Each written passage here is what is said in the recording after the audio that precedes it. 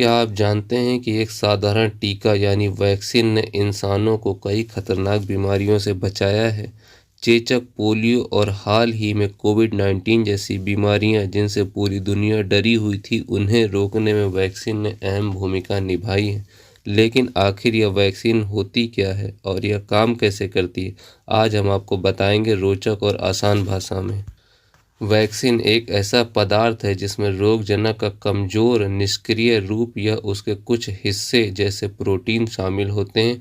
इसे शरीर में इंजेक्शन, ओरल ड्रॉप्स या अन्य माध्यम से दिया जाता है। इसका उद्देश्य यह है कि यह वास्तविक संक्रमण का अनुभव कराए बिना रोगजनक को पहचानने और नष्ट करने की प्रतिरक्षा क्षमता प्रदान करे। इसमें किसी विशेष वायरस या बैक्टीरिया का कमजोर या निष्क्रिय रूप होता है। जैसे ही वैक्सीन शरीर में प्रवेश करती है, प्रतिरक्षा प्रणाली उसे खतरे के रूप में पहचानती है। प्रतिरक्षा प्रणाली एंटीबॉडीज नामक प्रोटीन बनाती है। एंटीबॉडीज वायरस या बैक्टीरिया से लड़ने के लिए विशेष रूप से डिजाइन किए गए होते हैं। वैक्सीन शरीर में मेमोरी सेल्स, प्रतिरक्षा कोशिकाओं का निर्माण करती है। ये सेल्स भविष्य में उसी रोगजनक का सामना करने के लिए तैयार रहती हैं। जब असली वायरस या बैक्टीरिया शरीर में प्रवेश करता है तो मेमोरी सेल्स तेजी से प्रतिक्रिया करती हैं और संक्रमण को फैलने से रोकती हैं। वैक्सीन के प्रकार: पहला, लाइव अटेनुएटेड वैक्सीन। यह कमजोर जीवित रोगजनक से बनाई जाती है, लंबे समय तक प्रतिरक्षा प्रदान करती है। उदाहरण: मीजल्स, मम्प्स, रूबेला, बीसीजी। दूसरा, इनएक्टिवेटेड वैक्सीन। इसमें मरे हुए रोगजनक का उपयोग होता है। यह सुरक्षित होती है और कई बार बूस्टर डोज की आवश्यकता होती है। उदाहरण: पोलियो वैक्सीन या रेबीज। तीसरी, सब यूनिट और टॉक्साइड वैक्सीन। इसमें केवल रोगजनक के कुछ हिस्से जैसे प्रोटीन होते हैं। टॉक्साइड वैक्सीन रोगजनक के विषैले पदार्थ टॉक्सिन्स को निष्क्रिय करती है। उदाहरण: हेपेटाइटिस बी, डिप्थीरिया, टेटनस। चौथा, mRNA वैक्सीन। यह शरीर की कोशिकाओं को एक विशेष प्रोटीन बनाने का निर्देश देती है। यह प्रोटीन प्रतिरक्षा प्रक्रिया उत्पन्न करता है। उदाहरण: कोविड-19 वैक्सीन, फाइजर। DNA vaccine. इसमें डीएनए की मदद से प्रतिरक्षा प्रक्रिया उत्पन्न की जाती है। यह नई और उन्नत तकनीक है। उदाहरण: जाइडस, कैडिला। वैक्सीन का महत्व: वैक्सीन ने कई गंभीर बीमारियों को नियंत्रित किया है, जैसे पोलियो, चेचक, मीजल्स। चेचक, स्मॉल पॉक्स को पूरी तरह समाप्त किया जा चुका है।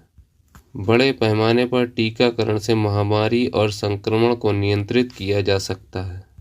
जब बड़ी संख्या में लोग वैक्सीनेट हो जाते हैं तो बीमारी फैलने का खतरा कम हो जाता है। इससे समाज के कमजोर और असुरक्षित लोग जैसे बच्चे और बुजुर्ग भी सुरक्षित रहते हैं। वैक्सीन ने मृत्यु दर को कम किया है और जीवन प्रत्याशा को बढ़ाया है। कई वैक्सीन जीवन भर सुरक्षा प्रदान करती हैं, जबकि कुछ के लिए बूस्टर डोज की आवश्यकता होती है। वैक्सीन की सुरक्षा और साइड इफ़ेक्ट्स: वैक्सीन के उत्पाद से पहले इसका कठोर परीक्षण होता है। यह विश्व स्वास्थ्य संगठन WHO और अन्य नियामक संस्थाओं द्वारा प्रमाणित होती है। इसके कुछ सामान्य साइड इफ़ेक्ट्स हो सकते हैं: हल्का बुखार, इंजेक्शन वाली जगह पर दर्द या सूजन, थकान या सिर दर्द। इसके कुछ गंभीर साइड इफ़ेक्ट्स भी हो सकते हैं, पर यह दुर्लभ होते हैं, जैसे एलर्जिक रिएक्शन। ऐसी स्थितियों के लिए चिकित्सा सहायता तुरंत उपलब्ध होनी चाहिए। भविष्य की वैक्सीन तकनीकें हैं। इसमें नैनो पार्टिकल्स का उपयोग होता है जो अधिक कुशल होते हैं। पैन कोरोना वायरस वैक्सीन: यह तकनीक सभी प्रकार के कोरोना वायरस से बचाव करेगी।